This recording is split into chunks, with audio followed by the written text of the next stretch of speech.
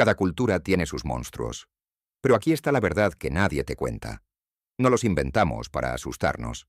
Los inventamos para sobrevivir. Porque hay algo más aterrador que cualquier criatura con garras o colmillos. Hay algo peor que la muerte misma. Y es no saber cómo comportarte cuando todo lo humano desaparece. Hoy vamos a descender a través de 3 tipos de horror que la humanidad ha refinado durante milenios. No son solo historias para asustar niños. Son advertencias ancestrales sobre las 3 formas en que podemos dejar de ser humanos. Primero, cuando el hambre nos consume. Segundo, cuando la mirada de otros nos juzga. Y tercero, cuando nuestro propio cuerpo deja de pertenecernos. Prepárate, porque lo que viene no son monstruos, son espejos. No te muevas, que comenzamos. Parte 1. El hambre que te deshumaniza. Ay, imagina un invierno en el norte de Canadá hace 300 años. La nieve cae sin parar desde hace semanas. Los animales han desaparecido. Las reservas se agotaron hace días. Tu familia te mira con ojos hundidos. Y entonces alguien muere. El cuerpo está ahí, sobre la nieve. Y por primera vez en tu vida, una parte oscura de tu cerebro hace un cálculo que nunca debiste hacer. Proteína. Calorías. Supervivencia. Los pueblos algonquinos de Norteamérica conocían este momento. Lo temían más que al frío, más que a los lobos, más que a la muerte misma. Porque sabían que existe un punto de no retorno. Un instante donde dejas de ser humano no porque mueras, sino porque eliges vivir rompiendo el pacto más sagrado de nuestra especie. No matarás a tu prójimo. Y definitivamente, no te lo comerás. Por eso crearon al Wendigo. Pero aquí viene lo importante. El Wendigo no es solo un monstruo, es una condena. Es lo que te conviertes cuando cruzas esa línea. La criatura es descrita como algo que alguna vez fue humano. Piel cenicienta estirada sobre huesos prominentes. Labios destrozados y sangrantes de morder carne humana. Un olor a putrefacción que anuncia su presencia. Pero lo verdaderamente aterrador no es su apariencia, es su maldición. Porque el Wendigo crece con cada víctima que devora. Literalmente. Su cuerpo se expande en proporción exacta a lo que consume, pero su estómago nunca se llena. Así que mientras más come, más hambriento está. Es una metáfora perfecta del consumo sin límite, del apetito que se alimenta de sí mismo hasta que no queda nada más que devorar. Y esto, hace 400 años, en una tribu nómada, era más que una historia de terror. Era una política de supervivencia. Piénsalo así. En una comunidad pequeña donde todos dependen de todos, el canibalismo no solo es un crimen moral, es el colapso de todo el sistema. Porque si una persona cruza esa línea, la confianza desaparece. Nadie duerme tranquilo. Nadie gira la espalda. El grupo se desintegra desde dentro. Por eso el mito del Wendigo era tan brutal. No había redención, no había cura. Una vez que comías carne humana, dejabas de ser tú. Te convertías en otra cosa. Algo con tu cara, pero sin tu alma. Y la comunidad tenía una sola opción: eliminarte antes de que la maldición se propagara. Los psicólogos modernos incluso acuñaron un término para esto: psicosis Wendigo. Lo usaban para describir casos documentados en los siglos XIX y XX de personas en comunidades del norte que desarrollaban un terror paranoico a convertirse en caníbales. Entraban en pánico. Suplicaban que los mataran antes de que pudieran lastimar a alguien. En algunos casos, efectivamente atacaban a otros. La línea entre mito y realidad se volvía borrosa cuando el hambre extrema activaba algo primitivo en el cerebro humano. Pero aquí está lo que el mito realmente nos dice. El Wendigo no castiga el hambre, castiga la elección. Castiga decidir que tu vida vale más que el pacto social. Y esa idea, esa advertencia, no ha desaparecido, solo evolucionó. Vivimos en una sociedad donde el consumo infinito es la norma, donde comprar más, tener más, consumir más, se considera éxito, donde las corporaciones crecen como wendigos, alimentándose sin parar, expandiéndose sin límite, pero nunca sintiéndose satisfechas. El monstruo cambió de forma, pero el hambre insaciable sigue viva. Y la pregunta permanece: ¿cuánto estás dispuesto a consumir antes de perder tu humanidad? El Wendigo te observa desde el bosque de nuestra psique colectiva, esperando tu respuesta. Porque no necesitas morir de hambre en la nieve para enfrentar esa elección. Solo necesitas decidir si hay algo que no harías por sobrevivir, por prosperar, por tener más. Si este primer espejo ya te incomodó, dale like ahora. Suscríbete. Porque el siguiente horror no te persigue por hambre, te persigue porque te está mirando. Parte 2. La belleza que castiga. Ahora dejamos atrás el hambre y entramos en otro tipo de horror. Uno que no vive en el bosque, sino en las calles. Uno que no te mata por necesidad, sino por algo mucho más retorcido. Por vanidad, por vergüenza, por el crimen invisible de ser juzgado y encontrado deficiente ante los ojos de otro. En Japón, durante las últimas décadas del siglo XX, empezó a circular una historia urbana. Una mujer joven y hermosa aparecía en calles solitarias al caer la noche. Llevaba una mascarilla quirúrgica cubriendo la mitad inferior de su rostro, algo perfectamente normal en la cultura japonesa. En su mano, unas tijeras. Y cuando te cruzabas con ella, te hacía una pregunta simple. Watashi kirei, es decir, ¿soy hermosa? Si decías que no, te mataba en el acto. Las tijeras entraban y salían antes de que pudieras gritar. Pero si decías que sí, entonces se quitaba la mascarilla. Y ahí es donde el verdadero horror comenzaba. Porque su boca estaba cortada de oreja a oreja en una sonrisa grotesca y permanente. Core demo. Incluso así. Y ahora tenías dos opciones, ambas letales. Decir que no y morir. O decir que sí y ser mutilado para que tu boca coincidiera con la suya. Una sonrisa para toda la eternidad. Esta es Kuchisake Onna, la mujer de la boca cortada. Y su historia no es solo un cuento de fantasmas. Es una radiografía del terror urbano moderno. Porque fíjate en lo que realmente está pasando aquí. No hay escapatoria física. La criatura es más rápida que tú. No hay escapatoria verbal. Cada respuesta lleva a violencia. Lo único que funciona, según algunas versiones, es romper el juego completamente. Decirle que te tienes que ir, que ella es promedio. Respuestas que rechazan participar en su trampa. ¿Pero por qué existe este mito? ¿Por qué en el Japón de los años 70 y 80, una época de modernización acelerada, apareció este fantasma particular? Porque Kuchisake Onna no busca una respuesta correcta. Busca sumisión. Busca que reconozcas su poder para juzgarte.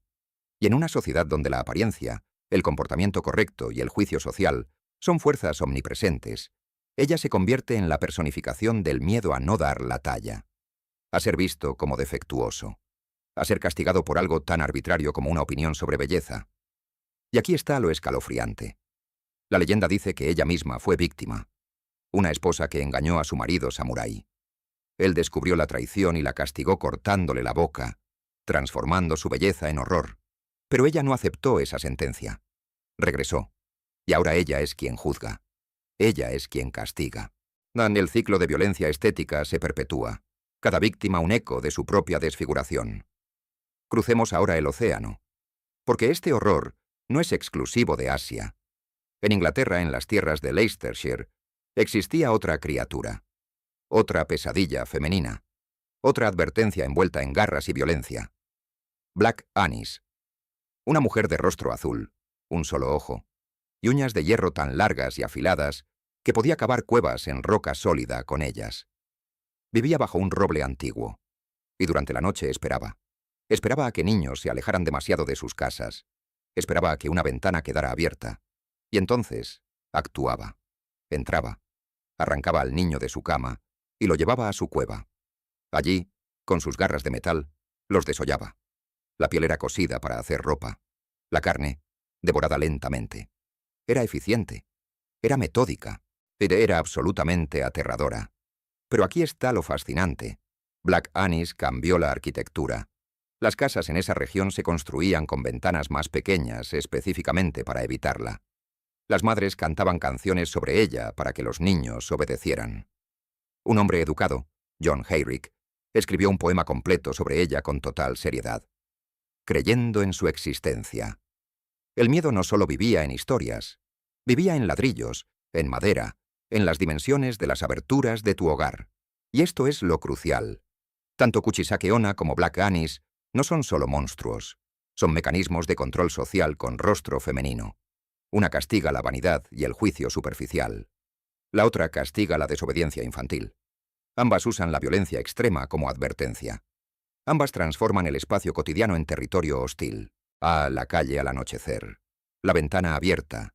Lugares donde la seguridad desaparece y el castigo espera. La belleza, en estos mitos, no es un don. Es un arma, una trampa. Un territorio donde las reglas cambian sin aviso y donde el precio de una respuesta incorrecta es la mutilación o la muerte. Son criaturas que preguntan cosas imposibles y castigan respuestas honestas. Y en el fondo, lo que realmente dicen es esto: el mundo te observa. El mundo te juzga. Y si no te comportas exactamente como se espera, si rompes las reglas invisibles de la apariencia y la conducta, el castigo será definitivo. Parte 3. El cuerpo que ya no te pertenece. Hemos hablado del hambre. Hemos hablado del juicio. Ahora llegamos al terror más profundo, al que te despierta en mitad de la noche con el corazón acelerado. El terror a que tu cuerpo deje de ser tuyo, a que algo más lo habite, lo controle, lo use como herramienta mientras tú quedas atrapado dentro, consciente pero impotente. Esto es lo que representan las últimas criaturas, y son sin duda las más perturbadoras. Comencemos en el sudeste asiático. Tailandia, Laos, Camboya. Regiones donde la noche es espesa y la frontera entre vida y muerte parece más delgada. Allí existe la Krasue. Durante el día es una mujer normal. Camina entre la gente. Nadie nota nada extraño. Pero cuando el sol se oculta, algo cambia. Su cabeza se separa de su cuerpo, completamente, y sale volando hacia la oscuridad con todos sus órganos internos, colgando del cuello como enredaderas sangrientas. Corazón, pulmones, hígado, estómago, intestinos, todo expuesto, todo visible, todo fuera de lugar. Y tiene hambre, busca niños, busca mujeres embarazadas, y aun a veces solo el feto. Otras veces ambos. La criatura se alimenta y antes del amanecer debe regresar y reunirse con su cuerpo. Si no lo logra, la luz del sol la destruye. Por eso las casas tradicionales tienen cercas con púas, plantas espinosas alrededor. No para mantener fuera a ladrones, para que los intestinos de la Krasue se enreden y no pueda regresar a tiempo. Ahora, la pregunta importante: ¿por qué esta imagen específica? ¿Por qué una cabeza voladora con órganos expuestos? Porque la Krasue encarna el terror biológico más primitivo. El miedo al embarazo, que sale mal, a la mortalidad infantil, a las complicaciones del parto. En sociedades sin medicina moderna, dar a luz era una apuesta con la muerte. Las infecciones, las hemorragias, las complicaciones mataban a madres y bebés con frecuencia terrible. Y cuando no había explicación científica, había mitos. La Krasue no es un monstruo aleatorio. Es la personificación del cuerpo femenino transformado en amenaza, del proceso reproductivo convertido en pesadilla, de la vulnerabilidad extrema de estar abierto, expuesto, con tus partes más vitales fuera de su lugar. Es el horror visceral de la biología sin control. Y lo más perturbador es que la mujer misma no elige ser Krasue. Es una maldición, posiblemente por pecados en vida pasada, posiblemente por romper tabúes. Pero una vez eres Krasue, ya no controlas cuando tu cuerpo se fragmenta, no controlas el hambre, no controlas nada. Y esto nos lleva a la última criatura, la más filosóficamente aterradora, los Vetala de la mitología hindú.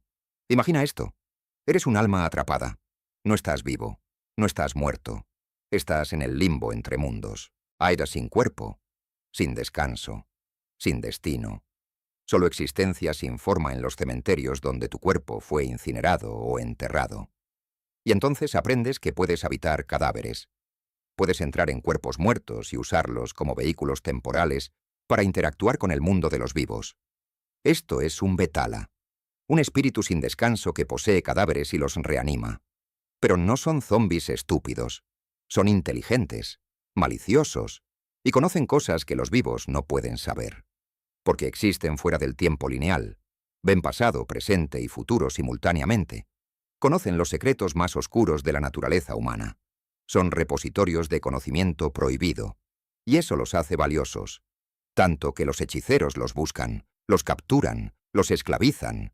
Porque un Vetala controlado es la herramienta perfecta, un oráculo, un arma. Hay un espía que puede ir a cualquier lugar y saber cualquier cosa. Pero el precio es alto. Porque trabajar con Vetala significa profanar tumbas, significa traer cadáveres de vuelta, significa romper la barrera más sagrada entre la vida y la muerte. Y aquí está el horror real. Los Vetala hacen cosas terribles, matan niños, causan abortos espontáneos, enloquecen a la gente. no por maldad gratuita, aunque ciertamente la tienen. Lo hacen porque están atrapados, porque son almas sin liberación, sin paz, sin propósito excepto el tormento. Son el resultado de rituales incompletos, de ceremonias funerarias mal hechas, de cuerpos abandonados sin respeto. Lo que los Betala nos dicen es esto: hay cosas peores que la muerte. Hay estados intermedios donde ni siquiera tu cadáver te pertenece, donde alguien más puede usarlo, donde tu identidad se disuelve y te conviertes en herramienta, en recipiente vacío para la voluntad de otro. Es el miedo a perder no solo el control del cuerpo vivo, sino del cuerpo muerto, a que ni siquiera en la muerte encuentres descanso. Y cuando combinamos las dos criaturas, la Krasue y los Betala, vemos el mismo tema desde ángulos diferentes. La Krasue muestra el cuerpo fragmentado contra su voluntad. Los Betala muestran el cuerpo ocupado por otra conciencia. Ambos dicen lo mismo. Tu cuerpo no es una fortaleza, no es un refugio seguro. Puede traicionarte, puede abandonarte, puede ser tomado por fuerzas que no comprendes y no puedes controlar. Y eso, esa pérdida fundamental de soberanía sobre tu propia carne y huesos, es el terror más íntimo que existe. Así que aquí lo tienes. 3 categorías de horror. 3 advertencias ancestrales. El hambre que te convierte en monstruo. El juicio que te mutila. El cuerpo que ya no es tuyo. Y lo importante, lo que realmente importa, es que ninguna de estas criaturas existe para asustarte gratuitamente. Existen para enseñarte dónde están las líneas que no debes cruzar, para mostrarte qué pasa cuando lo humano se deshace. No son fantasías, son espejos oscuros que reflejan nuestros miedos más profundos. Y siguen aquí, cambiando de forma, adaptándose a nuevas culturas, porque los miedos nunca desaparecen, solo esperan.